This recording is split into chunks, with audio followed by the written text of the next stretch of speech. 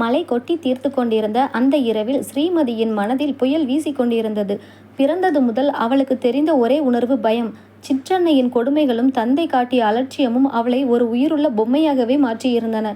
இங்கே பார் ஸ்ரீமதி, இந்த வீட்டில் இருக்கணும்னா நாங்கள் சொல்கிறபடி தான் கேட்கணும் என்ற வார்த்தைகள் தான் அவள் வாழ்க்கையின் தினசரி ஸ்லோகமாக இருந்தது. அன்று இரவு அவளுக்கு தெரியாமல் ஒரு பெரிய பணக்கார வீட்டின் முதியவருக்கு அவளை திருமணம் செய்து வைக்க திட்டம் தீட்டப்பட்டதை அறிந்த கணத்தில் அவளால் அங்கு நிற்க முடியவில்லை. கையில் சிறு பையுடன் மலையில் நனைந்தபடி இருண்ட சாலையில் ஓடினாள்.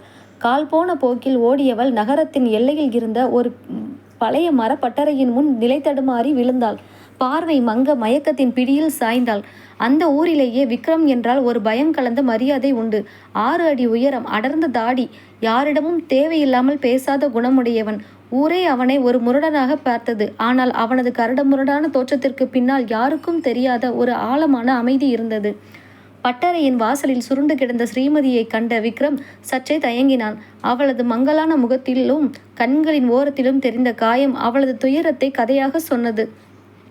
அவளை தன் வீட்டிற்குள் தூக்கி சென்று பாயில் படுக்க வைத்தான். சூடான தேநீரை கொடுத்து, யார் நீ? இந்த நேரத்தில் இங்கே என்ன பண்ற? என்று கரடு முரடான குரலில் கேட்டான். ஸ்ரீமதி நடுக்கத்துடன் அவனை பார்த்தாள். அவனது கம்பீரமான தோற்றம் அவளை பயமுறுத்தியது. என்ன அடிச்சு விரட்டிட்டாங்க, தயவு செஞ்சு என்னை எதுவும் பண்ணிடாதீங்க என்று அழுது கொண்டே கூறினாள். விக்ரமின் கண்கள் ஒரு கணம் மென்மையாகின. நான் பொண்ணுங்களை அடிக்கிறவன் இல்லை, பயப்படாம தூங்கு என்று கூறிவிட்டு அறைக்கு வெளியே சென்று அமர்ந்து கொண்டான். நாட்கள் நகர்ந்தன. ஸ்ரீமதிக்கு வேறு வழி தெரியாததால் விக்ரமின் வீட்டிலேயே சமையல் மற்றும் வீட்டு வேலைகளை செய்ய தொடங்கினாள். ஆரம்பத்தில் அவனை பார்த்து பயந்தவள் போக போக அவனது உண்மையான குணத்தை புரிந்து கொண்டாள். அவன் வெளியே முரடனாக நடந்து கொண்டாலும் ஸ்ரீமதிக்கு தேவையான உணவு உடைகளை யாருக்கும் தெரியாமல் வாங்கி வந்து வைப்பான். அவளை ஒரு வார்த்தை கூட அதட்டி பேசியதில்லை. ஒரு நாள் மாலை ஸ்ரீமதியை தேடி அவளது உறவினர்கள் விக்ரமின் வீட்டிற்குள் அத்துமீறி நுழைந்தனர். ஏய் ஸ்ரீமதி, ஓடி வந்து இங்கே ஒரு முரடன் கூட குடும்பம் நடத்துறியா? வாடி வீட்டுக்கு என்று அவளது சித்தப்பா அவளது கையை பிடித்து இழுத்தார். ஸ்ரீமதி அலறி துடித்தாள். அந்த நேரத்தில் விக்ரம் உள்ளே நுழைந்தான். அவன் கண்கள் சிவக்க அவளது சித்தப்பாவின் கையை பிடித்து முறுக்கினான். இவ இனிமே ஏன் பாதுகாப்புல இருக்கா? இனி ஒரு தரம் இவ மேல கை வச்சிங்க உயிரோட திரும்ப மாட்டீங்க, மரியாதையா ஓடி போயிருங்க என்று கர்ஜித்தான். அவனது கோபத்தை கண்டு மிரண்ட உறவினர்கள் அங்கிருந்து ஓட்டம் பிடித்தனர். அவர்கள் சென்றதும் ஸ்ரீமதி பயத்தில் நடுங்கிக் கொண்டே தரையில் அமர்ந்து கதறி அழுதாள். அவளது வாழ்நாள் முழுவதும் அனுபவித்த கொடுமைகளும் ஏமாற்றங்களும் கண்ணீராக வெளிப்பட்டன. விக்ரம் அவளுக்கு அருகில் வந்து அமர்ந்தான். தன் வாழ்நாளில் முதன்முறையாக தன் கரடு முரடான கைகளால் அவளது தலையை மென்மையாக வருடினான். இனிமே உன்னை யாரும் எதுவும் பண்ண முடியாது, நான் இருக்கேன் என்று அமைதியான குரலில் கூறினான். ஸ்ரீமதி மெதுவாக நிமிர்ந்து அவனது கண்களை பார்த்தாள். அந்த பார்வையில் எந்த ஒரு கெட்ட எண்ணமும் இல்லை. மாறாக ஒரு தாயின் அரவணைப்பை போன்ற பாதுகாப்பு மட்டுமே தெரிந்தது. அவள் மெதுவாக அவனது மடியில் தலை சாய்த்தாள். ஓ மடியில நான் கொஞ்ச நேரம் தூங்கிக்கட்டுமா? என் வாழ்க்கையில நான் நிம்மதியா தூங்கியே பல வருஷம் ஆச்சு என்று மெல்லிய குரலில் கேட்டாள். விக்ரம் ஒன்றும் பேசாமல் அவளது கூந்தலை கோதிவிட்டான். உலகமே அவனை முரடன் என்று ஒதுக்கிய போது அவனது மடியில் ஒரு பெண் முழு நம்பிக்கையோடு உறங்குவது அவனுக்கும் ஒரு புதிய உணர்வை கொடுத்தது. அன்றைய இரவில் ஸ்ரீமதி தன் வாழ்நாளின் முதல் நிம்மதியான உறக்கத்தை தழுவினாள். அவளது காயங்களுக்கு மருந்தாக அந்த முரடனின் அன்பு மெல்ல மெல்ல மாறத் தொடங்கியது. அன்று காலை சூரியனின் ஒளி வீசிய போது ஸ்ரீமதியின் மனதிற்குள் புது விடியல் பிறந்திருந்தது. விக்ரமின் கம்பீரமான மடியில் தூங்கி எழுந்தபோது அவள் உணர்ந்த அந்த பாதுகாப்பு உணர்வு அவள் வாழ்நாளில் அடைந்திராத ஒன்று. விக்ரம் அவளுக்காக சூடான காப்பியை கொண்டு வந்து நீட்டினான். அவனது கைகள் லேசாக நடுங்குவதை ஸ்ரீமதி கவனித்தாள். முரடனாக உலகிற்கு தெரியும் இந்த மனிதன் தன் முன் ஒரு சிறுவனைப் போல தயங்கி நிற்பது அவளுக்குள் ஒரு மெல்லிய புன்னகையை வரவழைத்தது. இன்னைக்கு பட்டறைக்கு கொஞ்சம் சீக்கிரம் போகணும், கதவை நல்லா பூட்டிட்டு உள்ளேயே இரு, சரியா என்றான் விக்ரம் குரலில் அக்கறையை மறைத்தபடி. ஸ்ரீமதி தலையசைத்து, நீங்க பார்த்து போயிட்டு வாங்க, என் கணவர் மாதிரி என்ன நீங்க பார்த்துக்கிறப்போ எனக்கு எந்த பயமும் இல்லை என்றாள். கணவர் என்ற வார்த்தையை கேட்டதும் விக்ரமின் அடிகள் ஒரு கணம் ஸ்தம்பித்தன. அவன் திரும்பி பார்க்காமல் லேசான புன்னகையுடன் தலையசைத்து விட்டு வெளியேறினான். மதிய வேளையில் கிராமத்து சந்தையில் விக்ரம் மரப்பொருட்களை விற்று கொண்டிருந்த போது அவனது பழைய எதிரியான ரத்தினம் அங்கு வந்தான். ரத்தினம் அந்த பகுதியில் சட்டவிரோத வேலைகளை செய்யும் ரவுடி. என்ன விக்ரம், வீட்டில் புதுசாக ஒரு பறவையை கொண்டு வந்து அடைச்சி வச்சிருக்கியாமே, ஊர் முழுக்க பேச்சு அடிபடுதே என்று நக்கலாக சிரித்தான் ரத்தினம். விக்ரமின் கண்கள் கனப்பொழுதில் சிவந்தன. அவன் ரத்தினத்தின் சட்டையை பற்றி ஒரே இழுப்பாக இழுத்தான். அவளை பற்றி ஒரு வார்த்தை தப்பா பேசின உன் நாக்கு உன்கிட்ட இருக்காது என்று கர்ஜித்தான். சுற்றி இருந்தவர்கள் பயந்து பின்வாங்கினர். ரத்தினம் விக்ரமின் கரங்களை விலக்கிவிட்டு, பார்க்கலாம்டா, அந்த பொண்ணு உனக்கு எவ்வளவு முக்கியம்னு எனக்கு புரியுது. சீக்கிரமே அவளை வச்சே உன்னை முடிக்கிறேன் என்று சவாலிட்டு சென்றான். இரவு 11 மணி. மழை மெல்ல தொடங்க தூறிக்கொண்டிருந்தது. வீட்டின் உள்ளே ஸ்ரீமதி விக்ரமிற்காக உணவை சூடுபடுத்தி வைத்துவிட்டு வீட்டின் வாசலையே பார்த்து கொண்டிருந்தாள். திடீரென வீட்டின் கூரை மீது ஏதோ விழும் சத்தம் கேட்டது. கதவு பலமாக தட்டப்பட்டது. ஸ்ரீமதி பயத்தில் நடுங்கினாள். விக்ரம், நீங்களா என்று நடுங்கும் குரலில் கேட்டாள். பதில் இல்லை. அடுத்த நொடி வீட்டின் பக்கவாட்டு ஜன்னல் உடைக்கப்பட்டு உள்ளே 3 ஆட்கள் வீச்சவாள்களுடன் புகுந்தனர். அவர்கள் ரத்தினத்தின் ஆட்கள். வாடி இங்க என்று ஒருவன் ஸ்ரீமதியின் கூந்தலை பற்றி இழுத்தான். ஸ்ரீமதி உரக்க கத்தினாள். விக்ரம், என்னை காப்பாத்துங்க. அதே கணம் வீட்டின் முன்கதவு உடைந்து சுக்கு நூறாக சிதறியது. வெளியே மின்னல் வெட்ட வாசலில் கோபத்தின் உச்சியில் நின்று கொண்டிருந்தான் விக்ரம். அவனது கண்களில் இரத்த வெறி தென்பட்டது. அவன் ஒரு நொடி கூட தாமதிக்கவில்லை. ஸ்ரீமதியை பிடித்திருந்தவனின் கையை பிடித்து ஒரே அடியில் முறித்தான். அடுத்த நொடி மற்ற இருவரையும் தூக்கி வீசி எறிந்தான். வீடே அதிரும் அளவுக்கு விக்ரமின் சண்டை தொடர்ந்தது. அவனது ஒவ்வொரு அடியிலும் ஸ்ரீமதியை காப்பாற்றும் வெறி மட்டுமே இருந்தது. சில நிமிடங்களிலேயே அவன் ஆட்கள் இரத்த வெள்ளத்தில் அலறியபடி அங்கிருந்து தப்பி ஓடினர். விக்ரம் மூச்சிறைக்க நின்றான். அவனது தோள்பட்டையில் ஒரு சிறிய கத்திக்குத்து காயம் ஏற்பட்டு ரத்தம் வழிந்தது. ஸ்ரீமதி ஓடி வந்து அவனை இறுக கட்டி அணைத்து கொண்டாள். உங்களுக்கு ரத்தம் வருது, எனக்கு பயமா இருக்கு விக்ரம் என்று கதறினாள். விக்ரம் அவளது கண்ணீரை தன் கரங்களால் துடைத்தான். உனக்கு ஒரு சின்ன காயம் பட்டாலும் இந்த விக்ரம் உயிரோடு இருக்க மாட்டான் ஸ்ரீமதி. இனிமே உன்னை இந்த உலகத்துல எந்த கொம்பனாலும் தொட முடியாது என்று உணர்ச்சி வசப்பட்டு கூறினான். இரவின் அமைதியில் இருவரின் இதய துடிப்பும் ஒன்றாக கலந்தது. பயமும் காயமும் நிறைந்த வாழ்க்கையில் இருவருக்கும் இடையே அன்பின் புதிய சாம்ராஜ்யம் மலரத் தொடங்கியது. அந்த இரவின் பரபரப்பு அடங்கிய பிறகு வீட்டின் நடுவே எரிந்து கொண்டிருந்த சிறிய லாந்தர் விளக்கின் ஒளியில் இருவரின் மூச்சுக்காற்றும் ஒன்றோடொன்று பின்னி கிடந்தது. விக்ரமின் தோளில் இருந்து சொட்டு சொட்டாக ரத்தம் வழிந்து கொண்டிருந்தது. ஸ்ரீமதி தன் பயத்தையெல்லாம் ஒதுக்கி வைத்துவிட்டு ஒரு துணியை எடுத்து வந்து அவனது காயத்தை துடைக்கத் தொடங்கினாள். அவளது விரல்கள் தொட்ட ஒவ்வொரு இடத்திலும் விக்ரமின் உடல் லேசாக சிலிர்த்தது. வலிக்குதா விக்ரம்? அவளது கண்களில் வலியும் கண்ணீரை பார்த்த விக்ரமுக்கு தன் காயத்தை விட அவளது துயரமே அதிகமாக வலித்தது. இல்ல ஸ்ரீமதி, இந்த உடம்பு எத்தனையோ காயத்தை பார்த்துடுச்சு. ஆனா உன் கண்ணுல ஒரு சொட்டு தண்ணி வந்தாதான் எனக்கு வலிக்குது என்றான். அவன் குரலில் இருந்த அந்த ஆழமான மாற்றம் ஸ்ரீமதியின் நெஞ்சை அடைத்தது. இருவருக்குமே நன்றாக தெரிந்திருந்தது, அவர்களிடையே இருப்பது வெறும் பாதுகாப்பு மட்டும் அல்ல, அதையும் தாண்டிய ஏதோ ஒரு ஆழமான அன்பு என்று. ஆனால் அதை வெளியே சொல்ல இருவருக்குமே மெல்லிய தயக்கம். ஒருவேளை நான் என் காதலை சொன்னால் அவள் என்னை மீண்டும் ஒரு முரடனாக பார்த்து பயந்து விடுவாளோ என்ற பயம் விக்ரமுக்கு. தன் சூழ்நிலையை சாதகமாக்கி கொண்டு பேசுகிறாளோ என்று அவன் நினைத்துவிடக் கூடாதே என்ற தயக்கம் ஸ்ரீமதிக்கு. அடுத்த நாள் காலை ஊர் பெரியவர்களும் ரத்தினத்தின் அச்சுறுத்தலால் பயந்த கிராமத்து மக்களும் விக்ரமின் வீட்டின் முன் கூடினர். விக்ரம், அந்த பொண்ணு உன் வீட்டில் தனியாக இருக்கிறது ஊர் கண்ணுக்கு நல்லா இல்லை. ரத்தினம் சும்மா இருக்க மாட்டான். அந்த பொண்ணோட சொந்தக்காரங்களும் பிரச்சனை பண்ணுவாங்க. இப்போதைக்கு ஒரே வழி, நீ அவளை தாலி கட்டி பொண்டாட்டியா ஏற்றுக்கணும். அப்போதான் அவளுக்கு இந்த ஊரில் முழு பாதுகாப்பு கிடைக்கும் என்று ஊர் பெரியவர் அடித்து கூறினார். விக்ரம் அதிர்ச்சியோடு ஸ்ரீமதியை திரும்ப பார்த்தான். ஸ்ரீமதி அமைதியாக தலை குனிந்து நின்றாள். அவள் மனதில் ஒருபுறம் பேரானந்தம், தான் ஆசைப்பட்ட மனிதனின் மனைவியாக போகிறோம் என்று. ஆனால் சூழ்நிலைக்காக அவன் தன்னை கட்டாயப்படுத்தி திருமணம் செய்கிறானோ என்ற ஐயமும் அவளுக்குள் இருந்தது. விக்ரமோ, இவ சம்மதம் இல்லாமல் நான் எந்த முடிவும் எடுக்க மாட்டேன் என்றான் உறுதியாக. ஸ்ரீமதி மெதுவாக நிமிர்ந்து அவனது கண்களை பார்த்தாள். எனக்கு விக்ரம் கூட வாழ முழு சம்மதம் என்று மெல்லிய குரலில் கூறினாள். அன்றைய தினமே ஊர் கோயிலில் எளிமையான முறையில் திருமணம் நடைபெற்றது. எந்த ஆரவாரமும் இன்றி விக்ரம் ஸ்ரீமதியின் கழுத்தில் மஞ்சள் கயிற்றை கட்டினான். அவன் தாலி கட்டிய அந்த நொடி ஸ்ரீமதியின் கண்களில் இருந்து ஆனந்த கண்ணீர் வழிந்தது. விக்ரம் தன் விரல்களால் அவளது கண்ணீரை துடைத்து, இனிமே உனக்கு கண்ணீர் வரக்கூடாது என்று மென்மையாக சொன்னான். இரவு 10 மணி. வீடு முழுவதும் மல்லிகை பூக்களின் நறுமணம் கமழ்ந்தது. ஸ்ரீமதி தன் கைகளில் சூடான பாலுடன் புது பெண்ணாக நாணத்துடன் அறைக்குள் நுழைந்தாள். விக்ரம் கட்டிலில் அமர்ந்திருந்தான். அவனது வழக்கமான கம்பீரத்திற்கு பின்னால் ஒரு சிறுவனின் பதற்றம் ஒளிந்திருந்தது. ஸ்ரீமதி பாலை மேஜை மீது வைத்துவிட்டு அவனுக்கு அருகில் வந்து நின்றாள். விக்ரம் மெதுவாக எழுந்து அவளுக்கு முன்னே நின்றான். அவளது தலையில் இருந்த மல்லிகை பூவை மென்மையாக தொட்டான்.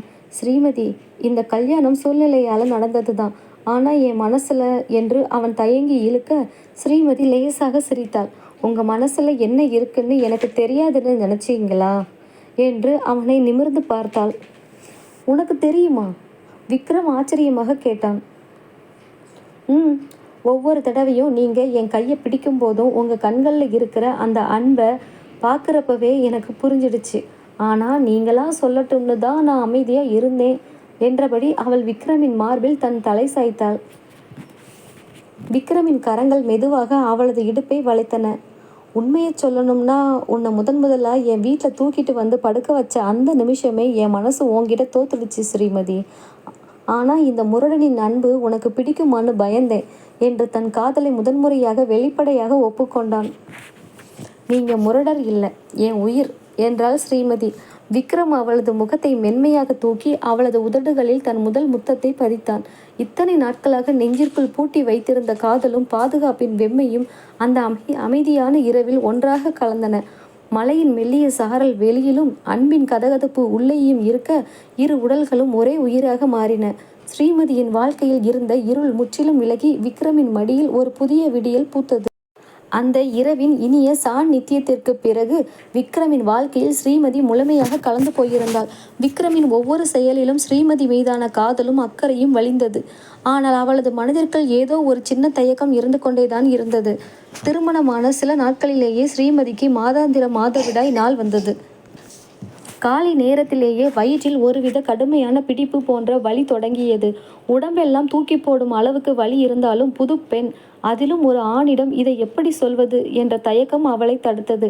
விக்ரமிடம் இதை பற்றி பேச நாணம் ஒருபுறம், அவனை தேவையில்லாமல் கவலைப்பட வைக்கக்கூடாது என்ற எண்ணம் மறுபுறம். விக்ரம் காலை உணவை முடித்துவிட்டு பட்டறைக்கு கிளம்ப தயாரானான்.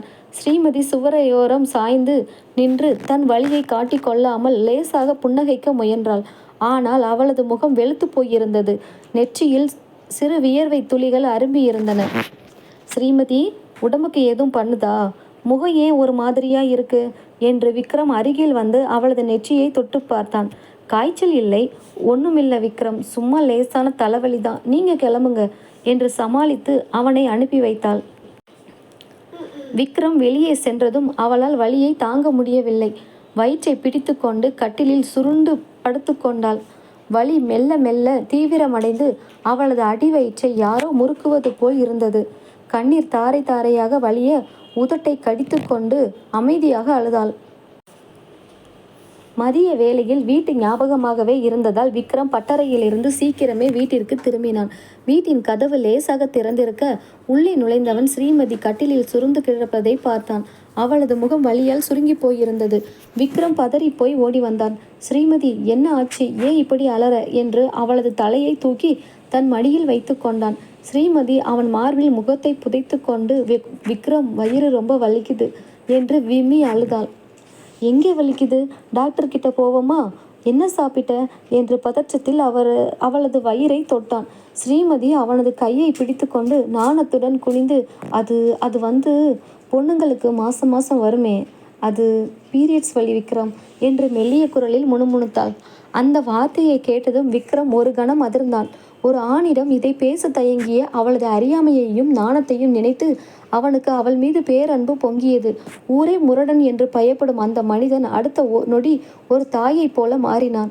அவனது முகத்தில் இருந்த பதற்றம் மாறி அளவற்ற கனிவு வந்தது. இதை சொல்றதுக்கு ஏன் இவ்வளவு தயக்கம் ஸ்ரீமதி? என்கிட்ட கூட மறைப்பியா என்று மென்மையாக கேட்டு அவளது நெற்றியில் முத்தமிட்டான். அவன் உடனே எழுந்தான். அடுப்பங்கரைக்கு சென்று சுடுதண்ணீர் கொதிக்க வைத்தான். ஒரு பித்தளை உருளையில் சுடுதண்ணீரை ஊற்றி அதை ஒரு மெல்லிய துணியால் சுற்றி எடுத்து வந்தான். ஸ்ரீமதியை மெதுவாக தூக்கி தன் மடியில் சாய்த்து படுக்க வைத்தான். அவளது அடிவயிற்றில் அந்த சுடுநீர் ஒற்றடத்தை மெதுவாக கொடுத்தான். அந்த கதகதப்பு ஸ்ரீமதியின் வலிக்கு மாபெரும் நிவாரணமாக இருந்தது. அவளது கூந்தலை கோதிவிட்டு கொண்டே, இப்போ வலி கொஞ்சம் குறையுதா என்று அன்போடு கேட்டான். ஸ்ரீமதி அவன் கண்களை பார்த்தாள். ஒரு கணவன் தன் மனைவியின் இந்த சாதாரண ஆனால் வலி நிறைந்த நாட்களை இவ்வளவு கனிவோடு கவனிப்பான் என்று அவள் நினைத்து கூட பார்த்ததில்லை.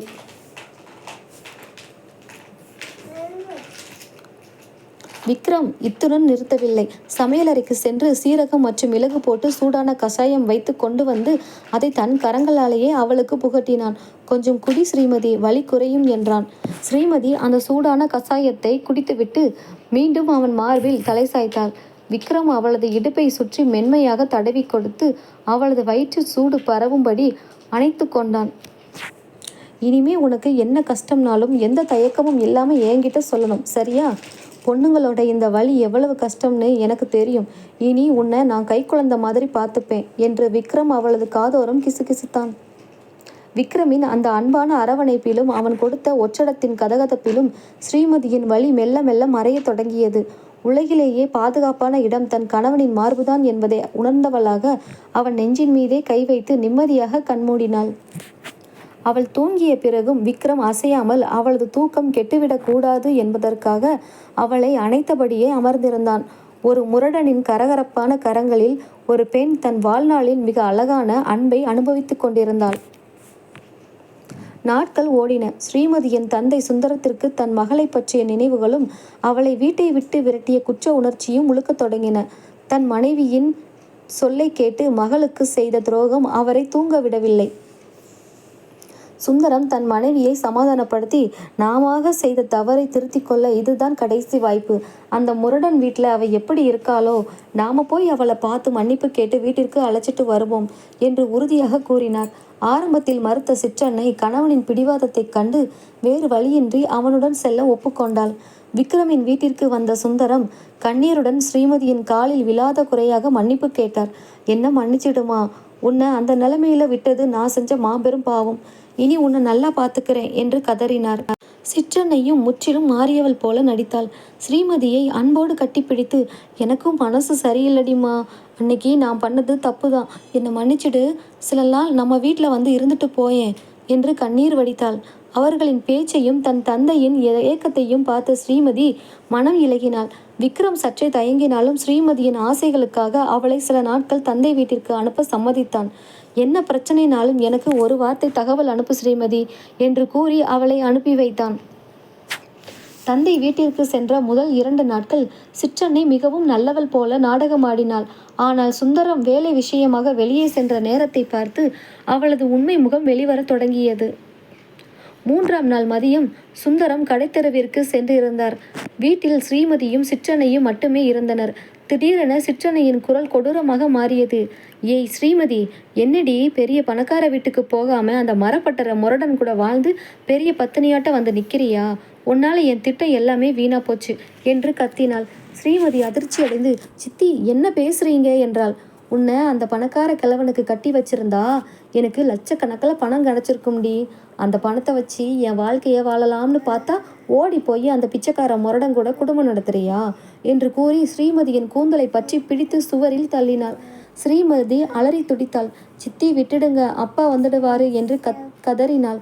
உன் அப்பன் வர்றதுக்குள்ள உன்னை என்ன பண்றேன் பாரு என்று கூறி சமையலறையில் கொதித்து கொண்டிருந்த சூடான குழம்பு பாத்திரத்தை எடுத்து ஸ்ரீமதியின் மீது ஊற்றப் போனாள். ஸ்ரீமதி பயத்தில் கண்களை மூடிக்கொண்டு அலறினாள். அதே கணம் வீட்டின் முன் கதவு மிக பலமாக உதைக்கப்பட்டு திறந்தது. அங்கே நின்று கொண்டிருந்தான் விக்ரம். ஸ்ரீமதியை விட்டு பிரிந்திருக்க முடியாமலும் அவள் மீது இருந்த ஒருவித இனம் புரியாத பயத்தாலும் அவளை பார்க்க ஓடோடி வந்திருந்தான் அவன். வாசலிலேயே நின்று சிற்றன்னை பேசிய அத்தனை கொடுமையான வார்த்தைகளையும் ஸ்ரீமதியை அவள் தாக்கியதையும் விக்ரம் தன் சொந்த கண்களால் பார்த்திருந்தான். அவனது கண்கள் இரத்த சிவப்பாக மாறின. சிங்கவன பாய்ந்து வந்த விக்ரம் சிற்றன்னையின் கையில் இருந்த சூடான பாத்திரத்தை பிடுங்கி ஒரே வீச்சில் வெளியே எறிந்தான். அடுத்த நொடி அவளது கழுத்தை பற்றி ஒரே தூக்காக தூக்கி சுவரோடு சேர்த்தான்.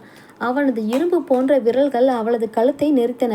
ஏய் கொடூரக்காரி, ஏன் பொண்டாட்டி மேலே கை வைக்கவே உனக்கு எவ்வளவு தைரியம் இருக்கும்? இத்தனை நாளா இவளை இப்படித்தானே கொடுமைப்படுத்தின என்று கர்ஜித்தான். அவனது குரலில் வீட்டின் கூரையே அதிர்ந்தது. சிற்றன்னை மூச்சு முட்டி கண்ணீர் வடித்து பயத்தில் நடுங்கினாள். விக்ரம் விட்டுடு, செத்துடுவேன் என்று திணறினாள்.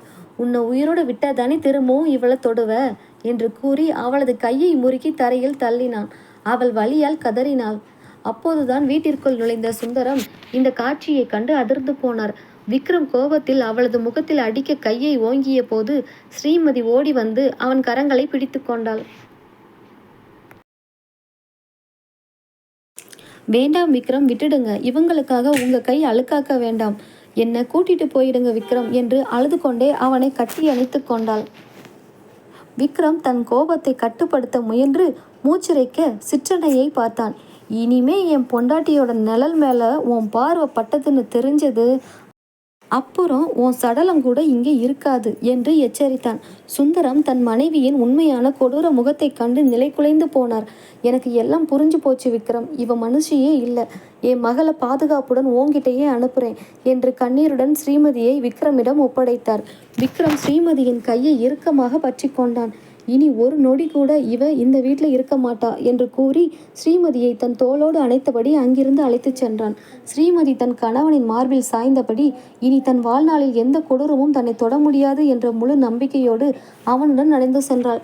ஸ்ரீமதியின் கையை பிடித்து கொண்டு விக்ரம் வீட்டிற்கு திரும்பிய போது அவனது நெஞ்சில் கோபக்கனல் இன்னும் ஆறாமல் எரிந்து கொண்டிருந்தது. வீட்டிற்குள் நுழைந்ததும் ஸ்ரீமதியை தன் கட்டிலில் அமர வைத்தவன் தண்ணீரை எடுத்து வந்து அவளுக்கு கொடுத்தான். ஸ்ரீமதியின் கண்கள் இன்னும் பயத்தில் நடுங்கிக் கொண்டிருந்தன. விக்ரம் அவளுக்கு எதிரே முழங்கால் இட்டு அமர்ந்து அவளது இரு கரங்களையும் தன் கைகளுக்குள் பொதிந்து கொண்டான். இனிமே எந்த காலத்திலையும் உன்னை அந்த வீட்டுக்கு அனுப்ப மாட்டேன் ஸ்ரீமதி. உன் சொந்த பிறந்த வீடா இருந்தாலும் சரி, உனக்கு அங்கே பாதுகாப்பு இல்லைன்னா இந்த விக்ரமிற்கு அது தேவையில்லாத இடம் என்று உறுதியான குரலில் கூறினான். ஸ்ரீமதி அவன் கண்களையே பார்த்தாள். அவளது கண்களில் இருந்து கண்ணீர் தாரை தாரையாக வழிந்தது. எனக்கு பிறந்த வீடு, சொந்தம் எல்லாமே நீங்க மட்டும்தான் விக்ரம். இனிமே என்னை எங்கேயும் அனுப்பாதீங்க, உங்க நிழல்லையே என்ன வச்சுக்கோங்க என்று கூறி அவனது கழுத்தை கட்டி அணைத்து அவன் மார்பில் முகத்தை புதைத்து கொண்டு விம்மி அழுதாள். விக்ரம் அவளது முதுகை மென்மையாக தடவி கொடுத்து அவளது தலையில் முத்தமிட்டான். அவளது பயம் மெல்ல மெல்ல விலகி அவனது மார்பின் கதகதப்பில் அமைதியடைந்தாள். அன்று இரவு வெளியே மழை லேசாக தூறிக்கொண்டிருக்க வீட்டின் உள்ளே அமைதி நிலவியது. ஸ்ரீமதி சமையலறையில் விக்ரமிற்காக உணவு தயார் செய்து கொண்டிருந்தாள். விக்ரம் பின்னாடி இருந்து மெதுவாக வந்து அவளது இடுப்பை சுற்றி தன் கரங்களால் வளைத்து பிடித்தான். ஸ்ரீமதி சற்றே திடுக்கிட்டு பின் நாணத்துடன் புன்னகைத்தாள். என்ன விக்ரம், திடீர்னு என்று மெல்லிய குரலில் கேட்டாள். விக்ரம் அவளது தோளில் தன் முகத்தை பதித்து, இன்னைக்கு உன்னை இழந்துட வேணும்னு எனக்கு ரொம்ப பயமாயிடுச்சு ஸ்ரீமதி. உன் மேலே இருக்கிற கோபத்தில் அந்த சிற்றனையை கொன்னே இருப்பேன். ஆனால் நீ தடுத்ததுனால தான் அமைதியானேன் என்றான் அவளது காதோரம். ஸ்ரீமதி திரும்பி அவனது முகத்தை பார்த்தாள். அவனது கண்களில் தெரிந்த அந்த பயமும் காதலும் அவளது நெஞ்சை உருக்கியது. அவள் அவனது தாடியை மென்மையாக வருடினாள். உங்களை விட்டு நான் எங்கேயும் போக மாட்டேன் விக்ரம். உலகமே என்னை எதிர்த்தாலும் என் கணவர் எனக்கு பின்னாடி மலையா நிற்கிறப்போ எனக்கு என்ன பயம் என்றாள். விக்ரம் அவளது உதடுகளை நோக்கி நகர்ந்தான். அந்த இரவின் அமைதியில் இருவரின் காதலும் ஆழமான முத்தமாக மாறியது. விக்ரம் அவளை தன் கைகளில் அள்ளி எடுத்துக்கொண்டு கட்டிலை நோக்கி சென்றான். அன்று இரவு கடந்த காலத்தின் கசப்பான நினைவுகள் அனைத்தும் மறைய இருவரும் அன்பின் புதிய சாம்ராஜ்யத்தில் மூழ்கினர்.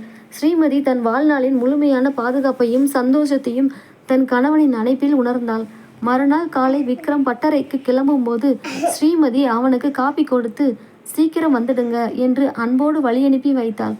விக்ரமின் வாழ்க்கையில் ஸ்ரீமதி வந்த பிறகு அந்த பழைய முரடனின் முகத்தில் எப்போதும் ஒரு மெல்லிய புன்னகை குடியேறி இருந்தது. அந்த இரவின் பரபரப்பிற்கு பிறகு வீட்டின் நடுவே அமைதி குடிநீர்த்திருந்தது. விக்ரம் வழக்கத்திற்கு மாறாக தனியாக ஜன்னலோரம் அமர்ந்து இருண்ட வெளியை பார்த்தபடி ஏதோ சிந்தனையில் மூழ்கியிருந்தான். அவனது கண்களில் எப்போதும் இருக்கும் கம்பீரத்திற்கு பின்னால் ஒரு கசப்பான வலி ஒளிந்திருப்பதை ஸ்ரீமதி கவனித்தாள். அவனுக்கு சூடான தேநீரை கொண்டு வந்து கொடுத்த ஸ்ரீமதி அவன் அருகே அமர்ந்தாள். அவனது கரங்களை மென்மையாக பற்றி கொண்டு, விக்ரம், ஊரே உங்களை பார்த்து முரடன்னு பயப்படுது. ஆனால் உங்ககிட்ட ஒரு தாயோட அன்பு இருக்குன்னு எனக்கு மட்டும்தான் தெரியும். நீங்கள் ஏன் இப்படி மாறினீங்க? உங்கள் கடந்த காலத்தில் என்னதான் நடந்தது என்று கனிவோடு கேட்டாள். விக்ரம் ஒரு கணம் கண்களை மூடி பெருமூச்சு விட்டான். இத்தனை வருடங்களாக தன் நெஞ்சிற்குள் பூட்டி வைத்திருந்த அந்த ரணமான உண்மையை அவளிடம் சொல்லத் தொடங்கினான். நான் பிறந்த ஊர் இது இல்லை ஸ்ரீமதி. நான் நகரத்தில் ஒரு பெரிய பொறியாளராக இருந்தேன். எனக்குன்னு ஒரு அழகான குடும்பம், தங்கச்சி இருந்தா. அவளை என் உயிராக நினச்சி வளர்த்தேன். ஆனால் ஒரு நாள் ஊரில் இருந்த பெரிய மனிதர்கள் சிலரோட அக்கிரமத்தை எதிர்த்து என் தங்கச்சி பேசினான். அதனால் அவளை கொடூரமான முறையில் கொன்னுட்டாங்க. நான் காவல் நிலையம், நீதிமன்றம்னு அலைஞ்சேன். ஆனால் பணமும் அதிகாரமும் இருந்த அவங்க தப்பிச்சிட்டாங்க. நீதியை தேடி அலைஞ்ச எனக்கு சட்டம் கையாள முடியாத இடத்துல கோபம் தலைக்கேறிச்சு. என் தங்கச்சியை கொன்னவங்களை என் சொந்த கையால் தண்டிக்க போனேன். அவங்கள நைய புடைச்சேன். ஆனால் அதுக்காக நான் சிறைக்கும் போக வேண்டியிருந்தது. சிறையில் இருந்து வெளியே வந்தப்போ எனக்கு எல்லாமே கை நழுவி போயிருந்தது. என் கைகளில் இருந்த அந்த படிப்பும் சான்றிதழ்களும் எனக்கு நீதியே கொடுக்கல. அதனால் எல்லாத்தையும் திறந்துட்டு இந்த ஊருக்கு வந்தேன். மனிதர்களின் மீது இருந்த நம்பிக்கையே போயிடுச்சு. யாருடனும் பேச விருப்பம் இல்லாமல் என் கையால் மரங்களை செதுக்கி உழைச்சி வாழணும்னு தான் இந்த மரப்பட்டறையே தொடங்கினேன். என்னை யாரும் தொந்தரவு செய்யக்கூடாதுங்கிறதுக்காகத்தான் இந்த முரடன் வேஷத்தை போட்டேன் என்று கூறி முடித்தான். அவன் கண்களில் இருந்து ஒரு சொட்டு கண்ணீர் அவனது அடர்ந்த தாடியில் மறைந்தது. இதை கேட்ட ஸ்ரீமதியின் நெஞ்சம் பிளந்தது போல் இருந்தது. உலகம் அவனை ஒரு கொடூரமான முரடனாக பார்த்தபோது அவன் சுமந்து திரிந்த மாபெரும் சோகமும் நியாயமும் அவளுக்கு புரிந்தது. ஸ்ரீமதி தன் கண்ணீரை கட்டுப்படுத்த முடியாமல் விக்ரமின் முகத்தை தன் இரு கரங்களாலும் ஏந்தினாள். அவனது கண்களை நேரடியாக பார்த்து, நீங்க முரடர் இல்லை விக்ரம், நீங்க நியாயத்துக்காக போராடின ஒரு நல்ல அண்ணன். உங்களை இந்த உலகம் புரிஞ்சுக்கலனா என்ன, இனி உங்க வாழ்க்கையோட நிம்மதியா நான் இருப்பேன் என்று கூறி அவனது மார்பில் தலை சாய்த்து அழுதுவிட்டாள். விக்ரமின் நெஞ்சில் இருந்த பல வருட பாரம் அன்றோடு இறங்கியது. ஸ்ரீமதியின் இந்த அளவற்ற அன்பும் ஆறுதலும் அவனது கடந்த கால காயங்களுக்கு மருந்தாக அமைந்தது. அவள் விக்ரமின் கரங்களை பிடித்து, இனிமே நீங்க உங்க கடந்த கால நினைவுகளோட வாழ வேண்டாம். என் கணவரா, என் வாழ்க்கையின் வெளிச்சமா நீங்க சிரிச்சு வாழணும், அதுதான் எனக்கு வேணும் என்றாள். விக்ரம் அவளது நெற்றியில் அழுத்தமாக முத்தமிட்டு அவளை தன் அணைப்பிற்குள் புதைத்து கொண்டான். அவனது உடைந்த மனதிற்கு ஸ்ரீமதி ஒரு தாயாகவும் மனைவியாகவும் மாறி அவனது வாழ்க்கையில் நிஜமான புது விடியலை தந்திருந்தாள்.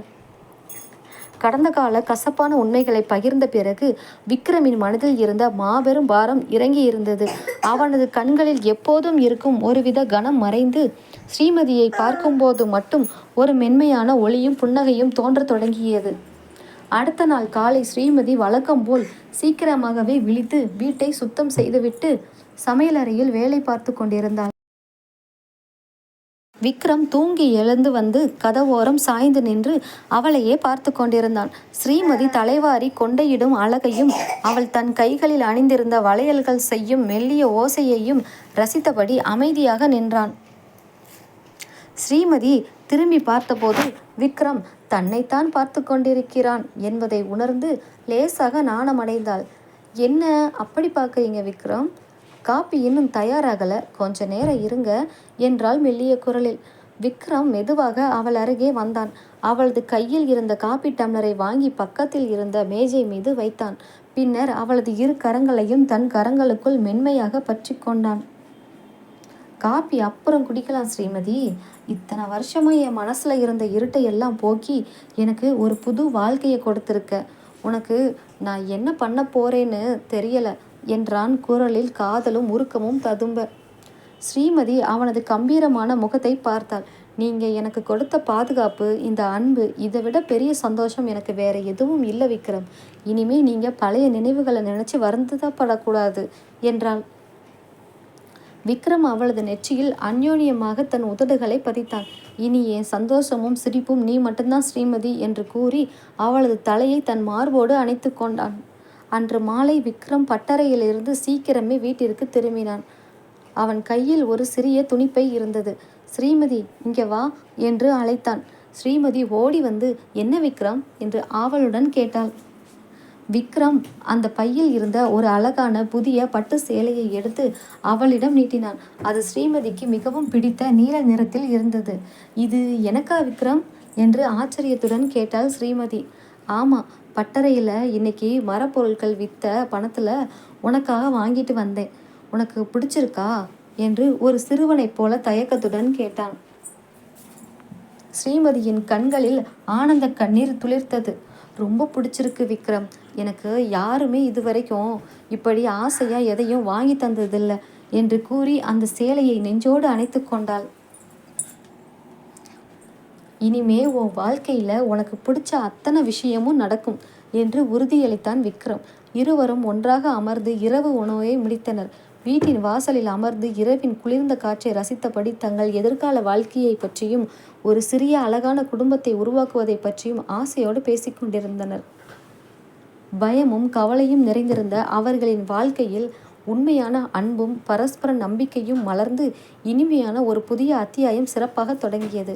கதை பிடிச்சிருந்தால் லைக் பண்ணுங்கள், ஷேர் பண்ணுங்கள், கமெண்ட் பண்ணி சப்ஸ்கிரைப் பண்ணுங்கள் ஃப்ரெண்ட்ஸ். தேங்க்யூ.